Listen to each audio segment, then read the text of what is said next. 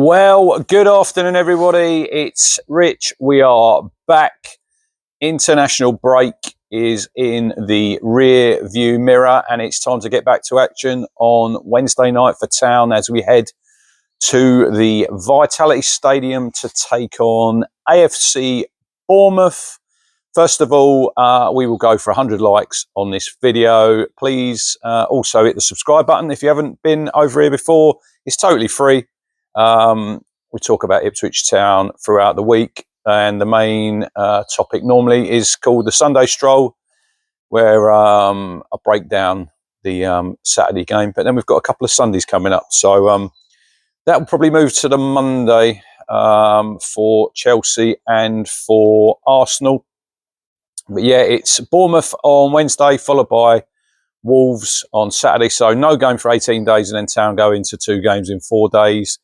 9 to go, 9 points behind Wolves is where we're sitting. Wolves play tomorrow night, firstly against West Ham. So obviously we're hoping the Hammers can do us a favour, and then Town maybe can go to Bournemouth and pull off a shock. And then that would go nicely into the game against Wolves Saturday at Portman Road. But Kieran's done his press conference this afternoon. A few injury problems. Obviously, players away on international duty, so there's going to be a few late calls. Calvin Phillips, he's had to come off against Notts Forest. I think he's had about 20 stitches in his foot. He hasn't trained, but he's not far away. Connor Chaplin is back training. He's not far away either, and Kieran said 1 or 2 others. So I'll try and pick the lineup that I'd go for if everybody's fit, but it might possibly change. But obviously Alex Palmer will be in goal. Obviously, Axel Twanzebe still unavailable. Ben Godfrey seems to have totally vanished out the picture. There's rumours that he's already left the club, but nothing's really confirmed there. It's let's just say that's been a pretty disastrous loan move for Ben from Atlanta. He's not been seen since the Spurs game, so I'd expect Darragh O'Shea to continue over at right back. Luke Wolfenden in the centre. I think Cam Burgess comes back in. He's been away with Australia, played a couple of games for them as they look to qualify for the World Cup. So out of contract in the summer, Cameron Burgess. Big sort of last deal for him, you think, at his age at 30. So it'd be interesting to see if he's offered anything by Town. He's obviously not got the 12-month option to take up. So what do you think? Would you keep Cameron Burgess or would you move him on? Obviously, you've got Jacob Greaves, Elkan Baggott to come back from Blackpool. So we'll have to see what happens over on that side of the pitch. But yeah, Leif Davis starting for me at left back. 2 in midfield, fitness permitting, will be Phillips and Gajust. If it's Calvin Phillips unavailable, well, obviously Sam Morsey will come back into the lineup. Ahead of them, hopefully we can get him in the right order this time, but I'm going for Julio Enciso in the 10, Hutchinson on the right, Jaden Philogene over on the left-hand side, and then Liam Delap up front. Obviously, Philogene, Delap, Hutchinson all been in action for the 21s, all scored. Amari got a red card as well, but some positive stuff going forward there. Obviously, George Hurst made the Scotland debut. Got a couple of caps now, and we've had various other players on international duty. So it's been a good positive couple of weeks for some players, and hopefully they can return to Town and put in some performances in the remaining 9 games and see if we can pull off the great escape. It's very, very unlikely, but in football you never know. But Bournemouth, look, obviously went out the cup yesterday, 2-1 to City. I was really hoping it was going to be extra time, it was going to be penalties, it'd take a little bit out of them, but obviously they went down 2-1, they were leading at half time, and then City came back and showed their class second half and knocked Bournemouth out and denied them a semi-final spot. But they've been doing really, really well in the league under Areola, got some very good players. It'll be a little bit different for Town fans heading down to Bournemouth on Wednesday night. I'm looking forward to making a trip myself, but we've only got a 1,300 allocation. I think the ground holds, 12,000. Small club, Bournemouth, but you just look at the training facilities that they've opened. If you haven't seen it, go and look on social media for it. And it's a fantastic facility. Shows what long-term investment can do for your club staying in the Premier League. And this goes off the back of today. I will get it up on my Twitter and have a little, get some quotes from it. Mark Ashton has done an interview for East Anglian Daily Times with Stuart Watson. As the sun blazes down, it's going to be a lovely week. So wherever you are, enjoy the sun. I'm looking forward to heading off to Chelmsford on Friday, first day of the cricket season. Anybody knows I'm a big cricket fan. So yeah, first day, Essex versus Surrey. I'm heading down there. Going to hopefully meet up with Matt Phillips at tea. He's going to pop down. My old Talking Town comrade. So it'd be good to see Matt. Looking forward to catch up with him and a beer and enjoying some sun. But yeah, enjoying the sun this week. Colin's down near Bournemouth, so shout out to him. But yeah, Mark Ashton, he's done an interview with Stuart Watson talking about Town's season so far and posting 17 points. And he's described Town's first season back in the Premier League in 22 years as brutal.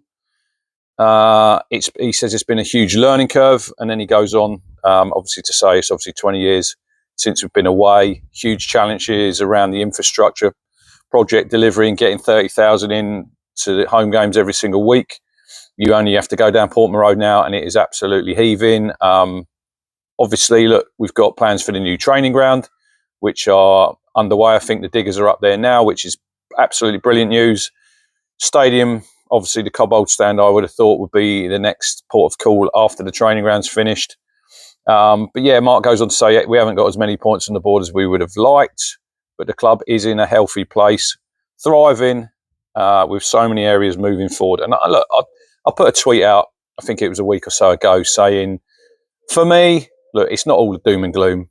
I know we aren't probably where we wanted to be on the pitch, and we've not got as many points as we were hoping for, and not have got as many wins as we were hoping for, and it's been disappointing. I think we can all agree on that one, but it's where we were 2 years ago, and I know we can't keep beating that drum of 2 years ago we were in League One and we were playing Accrington and Stanley and Morecambe, because that's in the past now, and we do need to look to the future. But you do need to, when talking about this season, you do need to bring that into conversation with 2 years ago. We were in that league. Now we're playing in the top league in the world against top class players. And it's like Mark Ashton says, he sees erratic behaviour by some of the clubs around us facing some of the same challenges. And he's proud when I don't see such erratic behaviour at this fantastic club. You know, we stick to the plan. It's tough to deliver the plan, but we're in a good place and we'll fight to the death this season. And we are in a good place off the pitch. With infrastructure, signings, and then he goes on about the investment in young players. He said that's part of it. He says, I don't think there's been a transfer window since we've been here that we haven't been active in. If you look at some of the transfer windows before we joined the football club, it was dead, and we all agree with that. I mean, transfer deadline day, some days, some in years gone by, literally nothing happening. But we've tried as best we can to stick to our plan. We've acquired young, hungry talent that we can develop. Financially, we've got real assets on the pitch and a number of players that other clubs would love to take from us. We're in a strong position. Totally agree with that. And he goes on about spending, look, 120 million. We've pushed FFP as much as we can.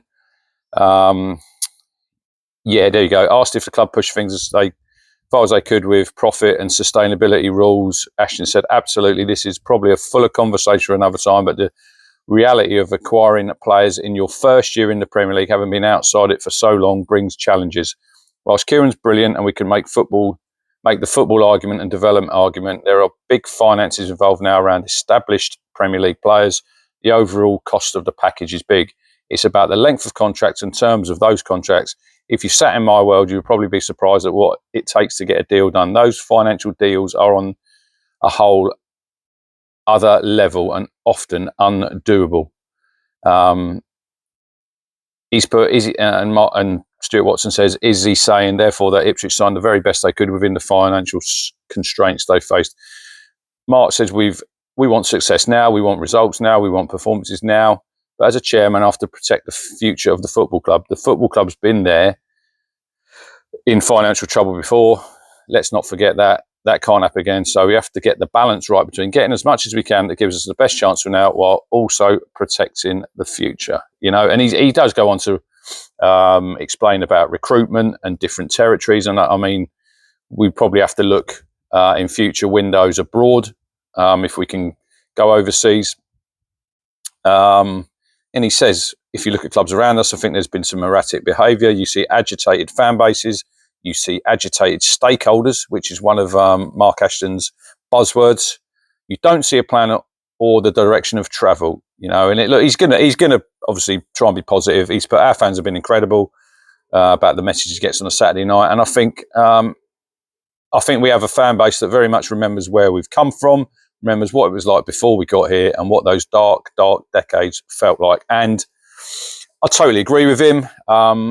I try and keep a balanced view, and I always knew this season was going to be really hard. Look, we're not down yet. I know it's looking at that's probably where we're going to end up, but I think we need to take a look at the whole picture. I would say look at the bigger picture, look at what's happening at the football club, not just on the pitch. And I know a lot of people just judge what happens on a Saturday afternoon at 3 o'clock, but I think you have to look outside of that and look at all the work that's going on. And we have got a lot of assets now that are worth a lot of money, and we're probably going to have to sell some of them in the summer. You know, your Delaps, your Hutchinsons, your Davises, because that's just a natural, that's the progression of your football club. And if you go down, you're going to have to sell. But I think that's the progression that we're going to go in, that we want to get younger players in, improve them, and then sell them on for big fees. And that's just the way that I think we should operate. And we haven't operated that for a number of years, and we never had any assets under Marcus Evans. And now we've got a lot of assets. We've got young, hungry players. We're going to have a decent side next season. Look, there's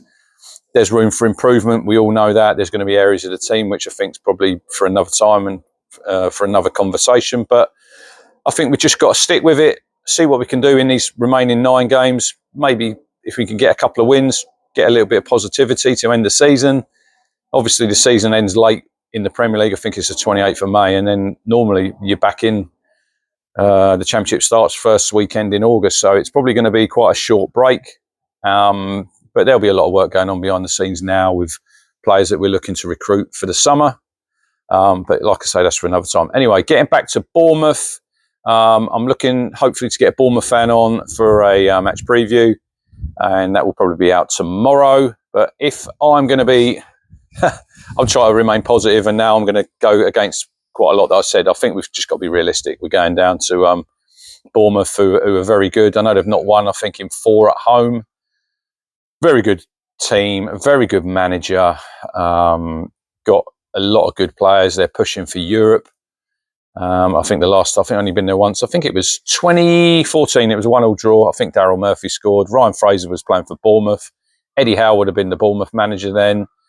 And who would have known, like back then, where Bournemouth would be as a football club, and who would have known back then that Town would finally get back to the Premier League. But we're probably going to head back out of it, hopefully in the summer. Like I say, recruit well, hit the ground running, and then see what we can do next season. But as far as my match prediction goes for this Wednesday, I think it is very, very tough for Town to get anything down there. We obviously haven't played for 18 days, so we should be really fresh. So I'm going to go, realistically, I'm going to go Bournemouth 3, Town 1. Hope I'm wrong. Hope Town can pull a rabbit out of the hat and get a much needed 4th victory, and to maybe give us half a chance heading into the game against Wolves on Saturday. But like I say, 100 likes, please. Smash the subscribe button. As I always say, tell your friends all about us. Get involved. And after the season ended, hopefully, if we'll do a season review, and if a few fans want to get involved and send over their videos, that would be be great. Do something a little bit different, because look, we all love Town, but there's probably quite a lot of people out there who have different opinions. And like when I was talking to Fisherman this morning, that's what makes the game great. You know, we don't all agree, but we have one love, don't we? And one love is Ipswich Town. And travelling down there on Wednesday with the boys, looking forward to it, looking forward to getting back to football. And let's see what we can achieve. Anyway, enjoy the sun, everybody.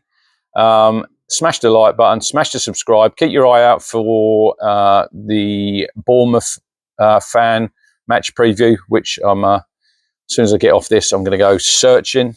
We did have a Bournemouth fan back when we played them before Christmas, when we lost 2-1 at home, who done a match preview. So I'll search out his number, and I'm sure he'll do me a match preview. But cheers for watching.